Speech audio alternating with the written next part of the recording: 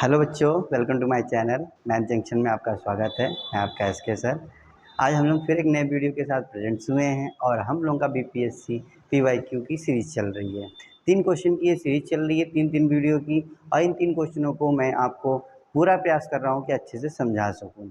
तो आज फिर से हम लोग 3 क्वेश्चन पढ़ेंगे और इसको अच्छे से समझने का प्रयास करेंगे। बच्चों चलिए 3 क्वेश्चन शुरू करते हैं, जिसमें से फर्स्ट क्वेश्चन आपको स्क्रीन पर दिख रहा होगा और मैं क्वेश्चन को पढ़ देता हूँ।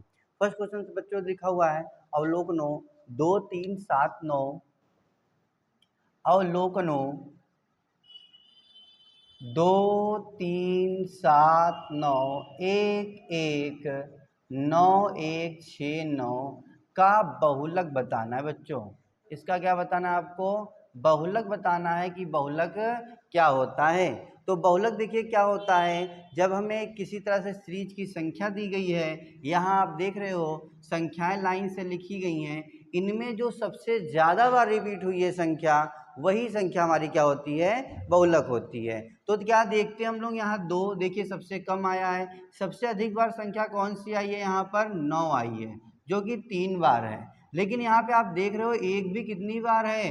3 बार है। यहाँ बराबर हो चुका है, यानी 1 भी 3 बार है, 9 भी 3 बार है। तो बच्चों बहुलक अगर पूछेंगे यहाँ पर, तो जो बहुलक हमारा होगा वो बहुलक 9 भी हो सकता है और 1 भी हो सकता है। इसलिए यहाँ पे जो ऑप्शन होगा, ऑप्शन नंबर आपका सी बिल्कुल करेक्ट होगा। सॉरी बच्चों, सी नहीं, डी करेक्ट होगा, जिसमें 1 से अधिक आंसर होंगे, उपयुक्त 1 से अधिक आंसर। अगर बच्चों यहाँ पे 1 9 बढ़ा देता मैं, तो सबसे अधिक बार कौन सा हो जाता?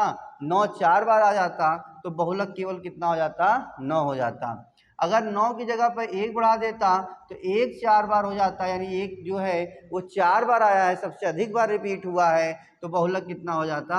1 हो जाता। लेकिन आप देख रहे हो यहाँ पे जो हमारा 9 है वो भी 3 बार आया हुआ है, और जो 1 है वो भी कितनी बार आया है? 3 बार आया है। जब 2 संख्याएं बराबर बार आ चुकी हैं, तो बहुलक अगर बताना है तो ये दोनों बहुलक हो सकते हैं। 9 भी बहुलक हो सकता है और 1 भी बहुलक हो सकता है। इसलिए ऑप्शन नंबर डी हमारा बिल्कुल करेक्ट है, उपयुक्त 1 से अधिक होगा। ये बिल्कुल बच्चों सिंपल क्वेश्चन होता है बहुलक वाला, जो डायरेक्टली देख के बताया जा सकता है, इसमें कोई कैलकुलेशन नहीं होता है। बस ध्यान देने की बात होती है कि कौन सी संख्या सबसे अधिक बार रिपीट हुई है। जो संख्या सबसे अधिक बार रिपीट हुई है वही हमारा बहुलक होता है। बट इसमें क्या था, 9 और 1 दोनों 3 बार आए हुए थे, इसलिए बहुलक 9 भी है और हमारा 1 भी है। तो ऑप्शन नंबर डी बिल्कुल करेक्ट है। अब चलते हैं क्वेश्चन नंबर 2 की ओर। सेकंड क्वेश्चन बच्चों देखिए क्या लिखा है, उस वृत्ताकार मैदान के व्यास की लंबाई क्या होगी। यानी एक वृत्ताकार मैदान है हमारा, इस तरीके से एक मैदान है, और इस मैदान के व्यास पूछ रहा है, व्यास की लंबाई। तो व्यास क्या होता है बच्चों?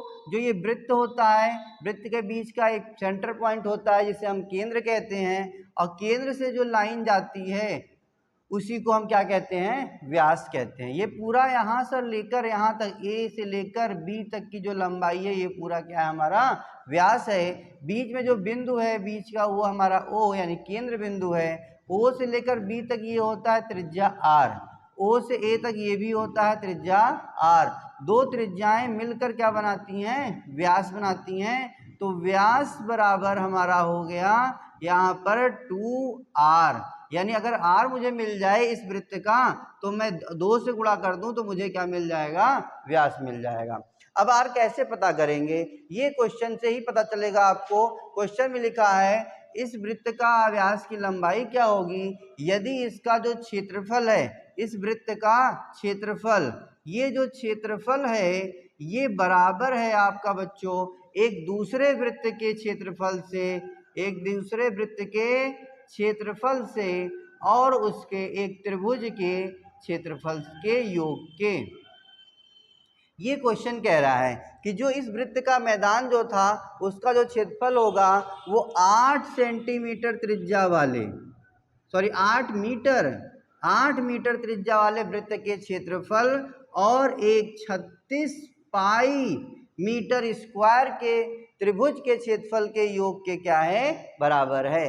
अब वृत्त के क्षेत्रफल का फॉर्मूला क्या होता है? तो मैं मान लेता हूं कि इसका जो त्रिज्या है वो स्मॉल आर, ठीक है, स्मॉल आर ही मान लेते हैं, इसका चेंज कर लेंगे, इसे कैपिटल आर मान लेते हैं।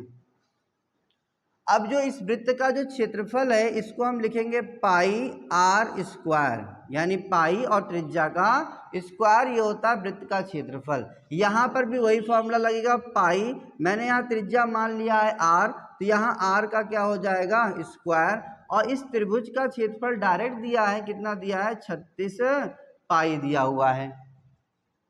अब बच्चों आगे देखो, इन दोनों से पाई है कॉमन, पाई मैंने ले लिया है कॉमन, पाई कॉमन यानी बाहर हो चुका है, तो यहाँ बचा है आर स्क्वायर और यहाँ बचा है आपका 36।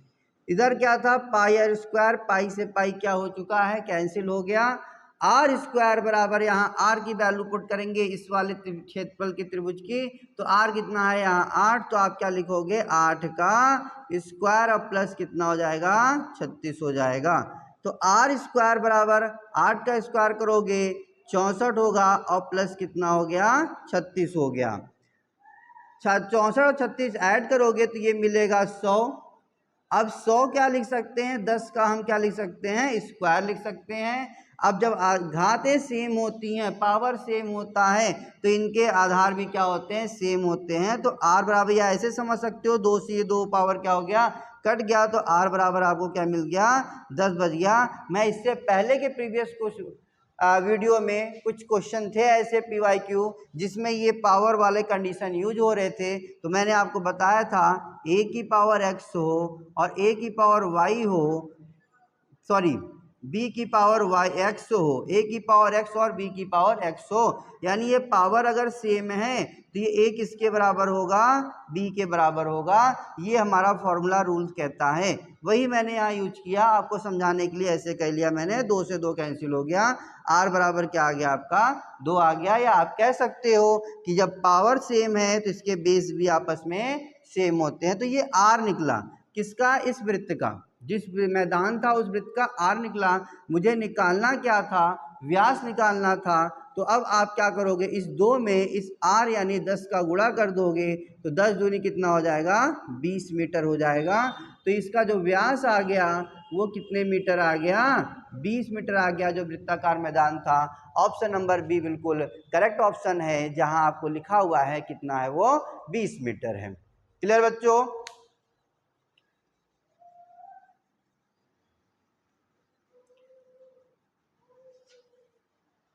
अब बच्चों हम लोग थर्ड क्वेश्चन की ओर चलेंगे। थर्ड क्वेश्चन हमारा क्या कहता है, a cube plus B cube plus C cube minus 3abc को a प्लस बी प्लस सी से भाग करते हैं तो क्या आता है। सिंपल क्वेश्चन है बच्चों, लिखा हुआ है a cube plus B cube plus C cube minus 3abc को भाग करते हैं a प्लस बी प्लस सी से, तो क्या आंसर आएगा बच्चों। इसका फॉर्मूला होता है इस पूरे का, जो ये ऊपर लिखा गया है इस पूरे का फॉर्मूला होता है। फॉर्मूला क्या होता है आपका, a प्लस बी प्लस सी एक ब्रैकेट में, और सेकंड ब्रैकेट स्टार्ट होता है a square plus B square plus c square minus a b minus b c minus c a होता है, और अपॉन में हो जाता है a plus B plus c. तो बच्चों ये a plus B plus c, a plus b से प्लस सी से कैंसिल हो जाएगा, बचेगा हमारे पास value a square plus B square plus c square minus a b minus b c minus c ए। ये हमारा आंसर हो गया। ऑप्शन नंबर सी आप देख रहे होगे, लिखा होगा a square plus B square